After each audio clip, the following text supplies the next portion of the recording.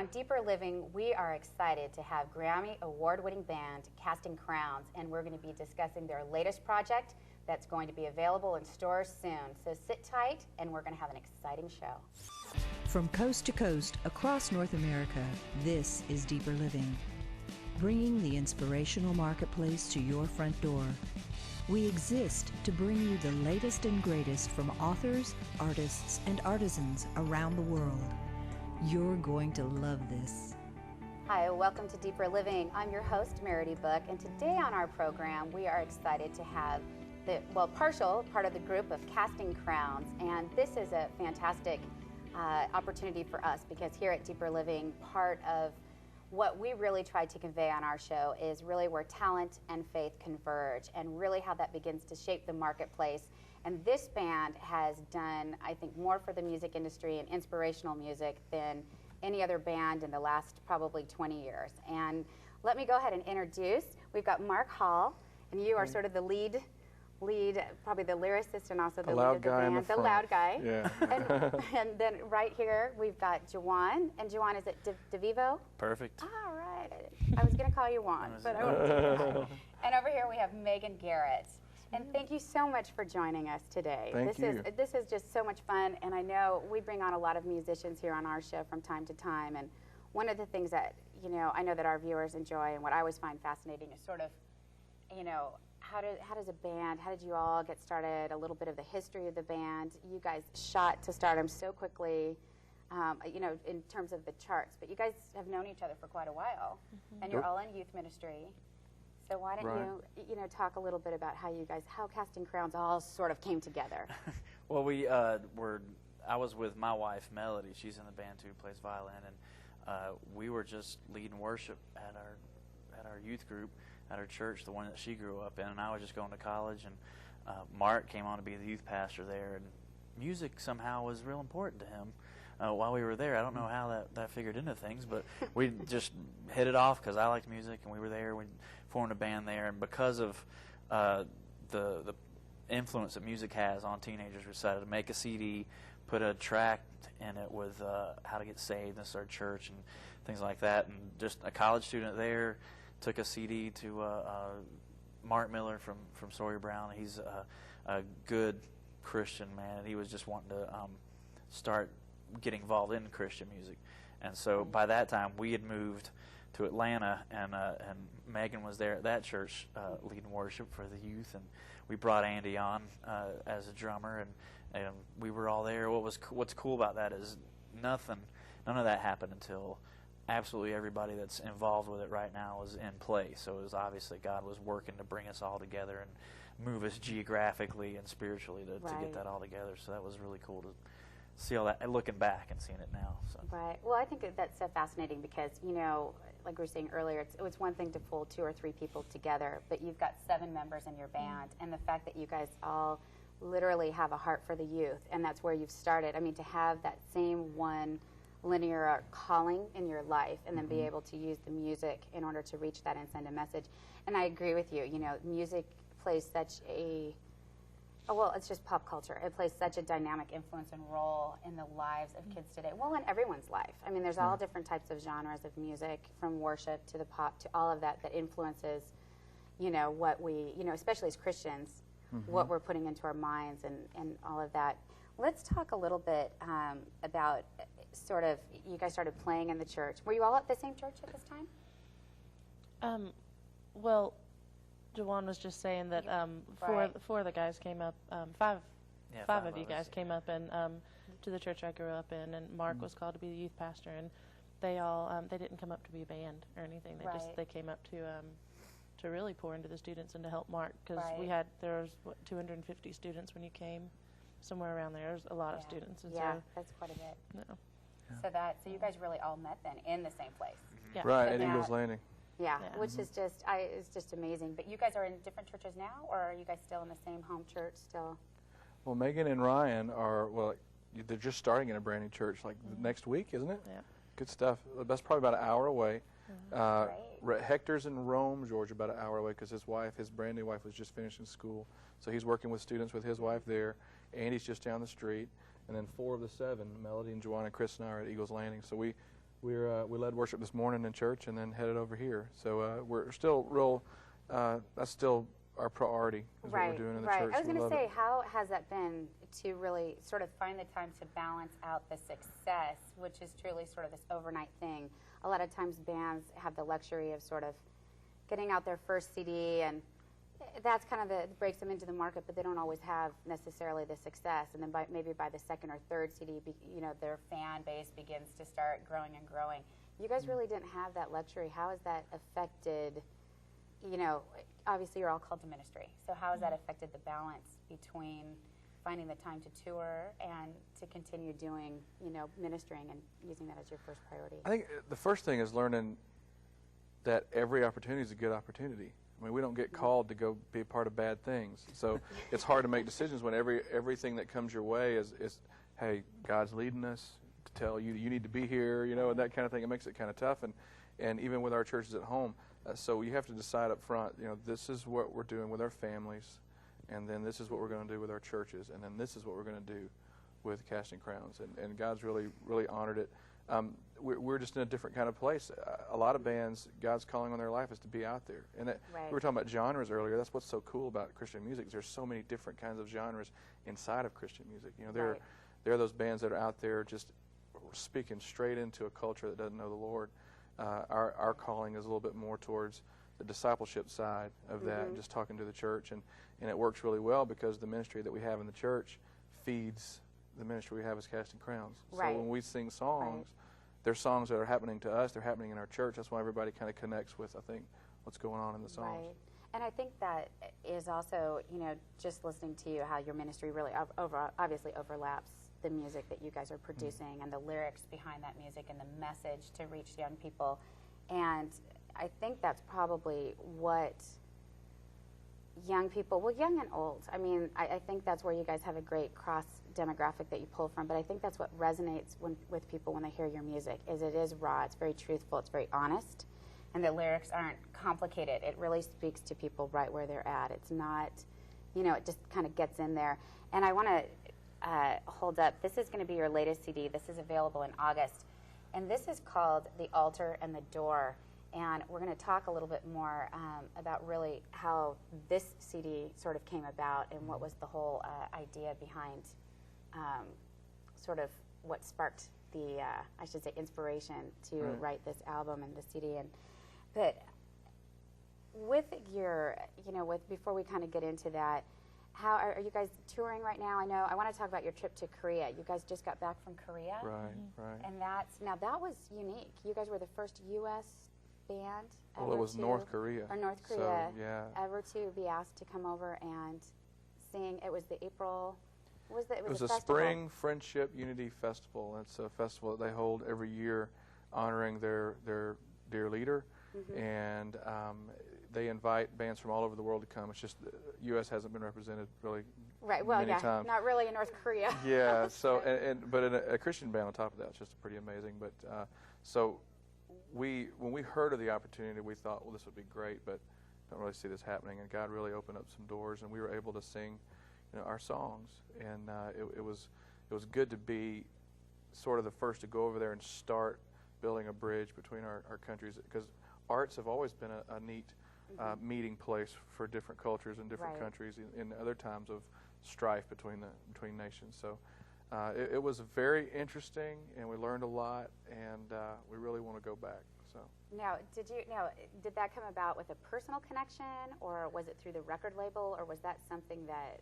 There was a young girl, what was her name? Kelly, I believe her name's Kelly, that was listening to our CD and wanted her dad to hear it. And her dad's name is Rob Springs, and he runs Hannah. Can I start that over? Sorry. We're live. No, you can't start that over. Great, awesome. But so anyway, she listened to the song Voice of Truth and wanted her dad to hear it. Her dad, his name is Rob, and he runs a group. They do humanitarian things in other countries. Okay. So they've been over there probably 40 times or so. Wow. Okay. Helping them with agriculture, a lot of the things that they need help with over there. So this was the first time he'd ever thought about music. He heard the song Voice of Truth. It really ministered to him, and he thought, we need to take music over. And so he never really tried it before. So it was Just pretty to see, incredible. yeah, and he probably was surprised at the positive response. Now, were they aware? Were there young people in North Korea who knew who you were? Was it sort of a strange? Yeah, I was going to say, was that strange when you guys went up to play your music? Well, we went up and did a Korean song right off the bat. So Okay. Melody, it was a pop Korean song. It was really fun watching her sing it. But how long did it take you to learn that? Forever. you want I to sing felt some? like I was You just wanna going. sing some, Megan? No. But it was really cool, and that really just, well, first of all, when the curtain opened, we performed 3 times. Okay. About 1,600 people. It's this full little theater every night, and when the curtains would open, it was always, I was like, wow, these Americans are here, because that just doesn't happen. Yeah, I was going to say there's mainly probably a lot such of- an intense pressure on Oh, you guys that you yeah. probably were you even aware of that Ooh, though. Yeah. Oh yeah. Oh yeah. They were But, probably laughing at us because we were so uncomfortable. We were all the guys had to wear suits, and we were all in I had to suits. wear like a skirt, and we were all standing there It was like nice. totally. you guys One are and a going- tie. You got to see it. Did you but- guys have to go buy a suit? I did. Yeah. No, but but it was really cool. But they responded well, especially when we came on doing their songs. Most of the groups Right. didn't do anything like that. Yeah, I was going to So- say that's just but that's diplomacy. That's really that's a very tactful thing to do. Is really come in there and sort of honor their country and their Right. language. Right. So how did they respond to their music, even though they probably couldn't understand the They were lyrics? clapping their hands and singing with us. Yeah. The songs in Korean, and the Yeah. rest of On them, that one. a lot of them were really responsive to the songs. It was great. Amazing Grace we did as well, Oh, and some neat things happened with that song yeah, over well, there. and I So, think that's where I think music sort of, that again, you're transcending more into the spiritual level when you're literally speaking the truth and the Word of God in your lyrics, and they probably didn't even understand, but what they're feeling. yeah, Acts chapter 2. There's a lot of folks can understand stuff. So Yeah, we know it can happen when He wants it to happen. absolutely. Yeah. We're actually going to just take a really quick short break. When we come back, I want to talk about a little bit more about the altar and the door. And again, this is available in August in stores, and you'll also find this CD available on Deeper Living. So stay with us, and we'll be right back.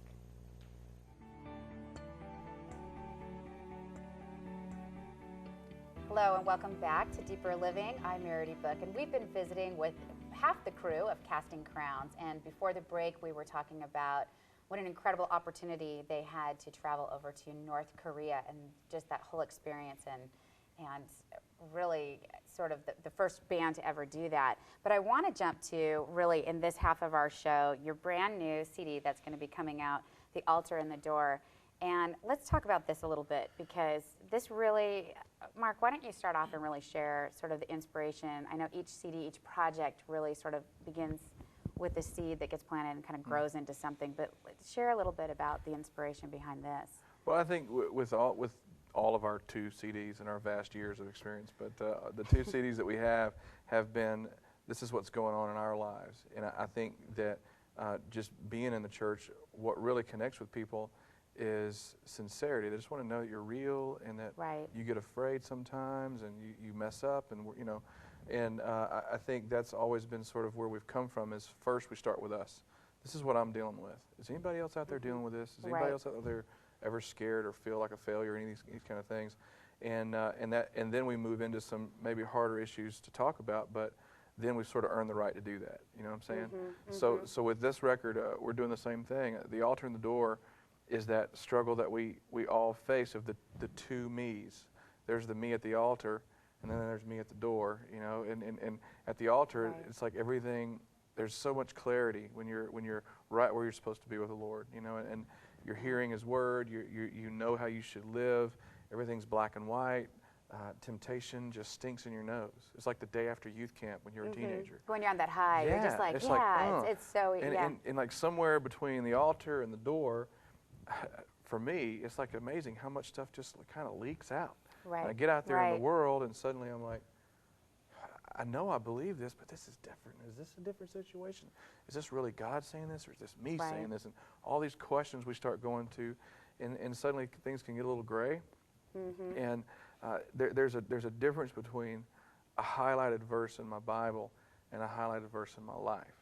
Like for me, I was telling some people in a concert last night, when I was a senior, we had this poster in our small group Bible study class of this track runner running through the tape. It's like Yeah. bursting through Yeah. in victory. And at the bottom it was, I can do all things through Christ who strengthens me. We'd be like, oh, that's kind of cool. You know, maybe pumps I'll you run up. track one day for Yeah. Jesus. I didn't really understand what it meant because it was a poster. It wasn't for me yet. you know? Right, right. But you know, as you've heard my testimony with Voice of Truth, when I started dealing with a call in my life and dealing with dyslexia and all these other things, Right.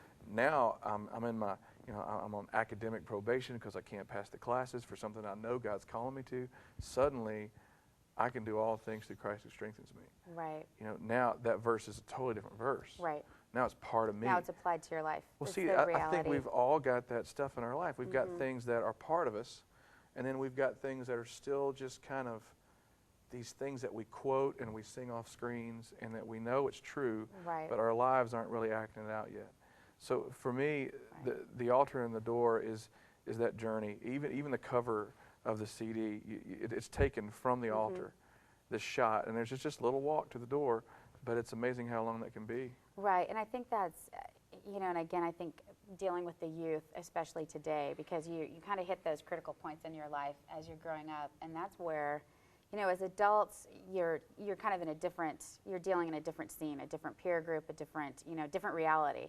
But, you know, sort of the young people going through, and especially hitting their college years, that's where the gray area really is gray, and it's just very, you know, I think when you walk out that door and you might be going over to a friend's house or out that night, and that's when I think, like you were saying, the reality really crashes in. What are some of these things that mean a lot to me? And you start to compromise a little bit and compromise a little bit more and think, well, this isn't too bad. And I know, and I was just doing some of the research, and you were in that, you had mentioned that you had gone to MySpace actually to check out some of the youth, some of their, you know, the information that they were putting up on their MySpace pages. Yeah. And how did that affect you? I mean, was that kind of, I thought that was actually kind of clever. I well- want my pastor to look at MySpace page. I mean, it's kind of one of those things where you're an open book and you think, oh, no one's ever going to read this. It's like spring But- break for the brain. You think it's just going to stay on this website. No one's Right, ever like gonna as if know. no one else is going to find it. Yeah, but yeah, we went on and we just started looking through these pages, and it really wasn't an anger thing to see the differences between the me on MySpace and the me in church.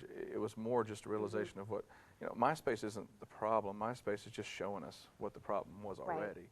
And there are some students out there with great ministries on their MySpace pages. You know, it's just the differences in there just showed me that we're all dealing with that, and even as adults, you know, the grays are grayer when you're a teenager, but when you get to an adult, you turn gray into its own thing, and you've reasoned it out. Right. Now we've got, oh, well, that's just because we're older now. Right. You know? The sense of responsibility Oh, is supposedly yeah. greater. Oh, yeah. Well, we pray about this, but you know, you got to be realistic. Right. Realistic is our gray. That's our gray Right. as adults. And we're like, well, I want to have faith, but I got to be realistic. And we all deal with that middle numbness, you know. Right. And the songs, a lot of the songs come from that, and we're pretty passionate about sharing them with the world. Yeah, and I think I want to actually read one of the verses that you said really was, you know, instrumental in sort of, kind of the catalyst of the whole CD. And it's, blessed is the man who does not walk in the counsel of the wicked, or stand in the way of sinners, or sit in the seat of mockers. But his delight is in the law of the Lord, and on this law he meditates day and night. And sort of that whole, you know, talk about that a little bit. Juan, why don't you jump in? Juan, I'm going to call you Juan instead of Jawan. That's fine. I don't hablo español to break out into that.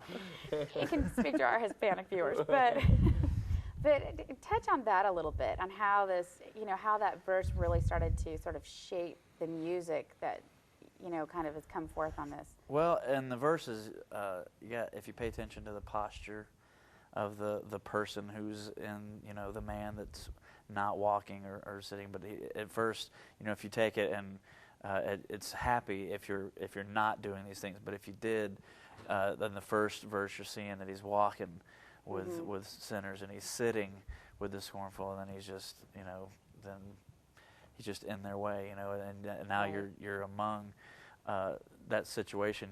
You've like you've said, taken little steps to compromise here, compromise there, and you end up, and you look back, or maybe you get visited by somebody who was with, you know, that you were walking with before, and they look kind of fanatical to you now. They're kind of like holy rollers or self-righteous or something like that. And I think that's just God's way of kind of touching on you a little bit and saying, this is where He used to be. And a lot of that, actually, in the CD is really cool. There's a song called Slow Fade that Mark wrote about in there. Kind of geared towards guys, but I think it's applicable to everybody. You take a step at a time, and every day you make decisions that affect the next decision, you know? Right. Well, yeah, most people don't just crash overnight or just all of a sudden just, you know, if they have a relationship with the Lord, don't all of a sudden the next day just go, it was okay, it was fun. It's like, I'm sort of done with that now. And it's just that slow, like slow fade. I love the title of that because it is. You just slowly fade out of really where you are. And when you get to that place, it's, you know, it's obvious to everyone else, but you don't always realize it in yourself until you do come across that person or somebody that you know might have known, or something might resonate with you that you might see or read or hear and listen to, that all of a sudden, you know, that conviction comes back in. Because it's really, I mean, I think as Christians we all know, okay, you gotta, you know, your faith really has to be sold out 100%, and I'm going to walk with God in the high place, but it's so much easier to say than to actually do. And very much. And I think with youth, kind of pulling back that, you know, I think with young people transitioning from high school, where they're sort of out of the authority of their parents, growing into being a young man and young woman, into adulthood, college is that slow fade. You know, how much, well, if I go out with my friends and just have a drink, I don't want to be the only one not drinking, so maybe I'll just have a drink tonight. And then it's, well, maybe I'll just go here. Well, maybe I'll just date that one guy for one date. It's not going to mean anything. Then all of a sudden you're in a full-blown relationship, maybe with a non-believer, and just all those small compromises. But they eventually affect your entire life. I mean, they will set the roadmap for the future. Well, the thing with the scripture is it says, but his delight is in the law of the Lord. That's the key. Most high schoolers, when they leave church and they go to college, their delight was in their youth pastor. Their delight was in camp and the cool stuff that they got to do. And they never were trained to walk with Jesus on their own and to learn how to pour into the Word and let it get into me.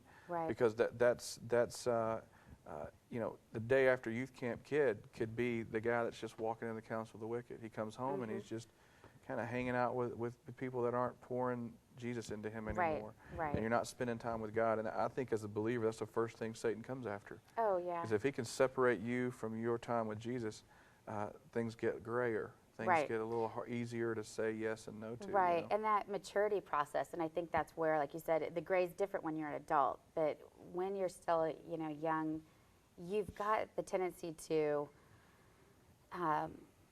it's like you've been in that homogenized setting of church. And you, like you said, you don't have to make the decisions yourself. And there's none of that, I guess, the extra peer pressure that you find when all of a sudden you walk out the door to college, and all of a sudden not everybody believes what you believe, and not everybody is necessarily, you know, thinking it's cool that you can quote scripture and do all those things. And you start feeling that, hey, what is this faith all about? This isn't so cool now that I'm not with a bunch of people who already get me. So, but it looks like we've got to cut to a quick break. When we come back, I want to talk about this a little bit more. So stay with us, and we'll be right back here on Deeper Living. Award-winning designer Deborah Bordeaux brings you her For You Designs collection, made in sterling silver with crystal and semi-precious gems. Each item comes uniquely gift-packed with an exclusive poem inspired by the Word of God. This collection is themed by life events: friendship, love, praise, remembrance, and even salvation.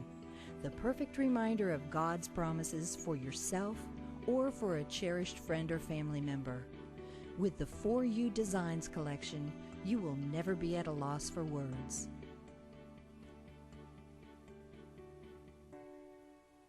Hello and welcome back to Deeper Living. If you're just joining us, this is our final segment, really visiting with Casting Crowns and talking about this new CD that is launching into the marketplace. And as we've been discussing kind of in the past segment, really how as youth pastors, and all of you guys are involved with youth ministries, how this CD and the inspiration behind this is really geared towards sort of their walk with Christ, and then really what that means when they take it out into the real world. And I want to ask you, Megan, because we were talking about a little bit about this before the break, what is it that you would want the youth that you're going to be working with? You guys are starting in a new church. What would you want the youth, what would you want to say to the people that would be, what's the message to take away from this? I want them to realize kind of what Mark was talking about a little bit earlier, the importance of having that daily relationship with Christ and not letting Satan get in there and steal that, because, you know, like we said before, everything gets gray, and then you start compromising, and then you start, you know, it's all, the CD's really all, everything is just so interwoven and, you know, goes together so well. And I think, you know, just the message of the whole CD is just, I think, important for whether you're a youth or whether you're, you know, a grown-up or, you know. Do we ever really grow up? No, not really, as you can tell from talking to us. I don't want to grow up. I'm a Toys R Us kid. Well, okay, that says a lot about the internet. Thanks, Mark, for coming. But, you know, and I think that, again, what is so poignant, I think, about the lyrics and the music, you guys really speak from the heart, and the truth comes out, and I think people resonate, no matter what age you are, resonate with the truth of the words that are spoken. And it's something that we struggle with. You know, what I appreciate is the lyrics don't come from a place of judgment. They don't come from a place of, you know, oh, you screwed up, so, you know, you know, it's not the pressure.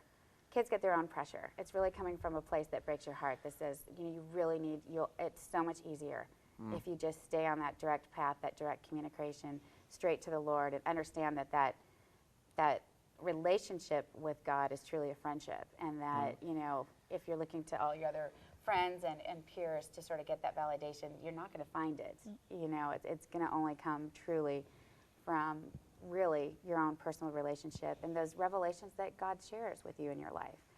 And do you guys want to add anything else in terms of the CD and any other message that you'd want to pull off of this? And well, there's a song on the CD called "The Word Is Alive," and it just deals with the fact that God's Word is living and active. It always accomplishes what He sets forth for it to accomplish. Absolutely. And if we spend time on the Word, ministry and all that other stuff happens. But any kind of ministry or concern for other people, or the church being the church, is only an overflow of an everyday walk with Jesus. So you just got to get in there for yourself. Absolutely. It's great to have CDs and books and all this stuff, but if it's not me and Jesus at the base of it, it's not going to work. Right, absolutely. Well, I appreciate you guys coming on our show today. This has just been wonderful. Thanks. And the CD is The Altar and the Door. And you'll find this on our website. It's at www.deeperliving.com. And you guys are getting ready to take off on tour? Leaving out in September. Wonderful, wonderful. So you'll find this on our website, and hopefully we'll have your tour dates as well. So thank you for joining us right here on Deeper Living, and continue to watch our program. And it's just been a pleasure to have you watching.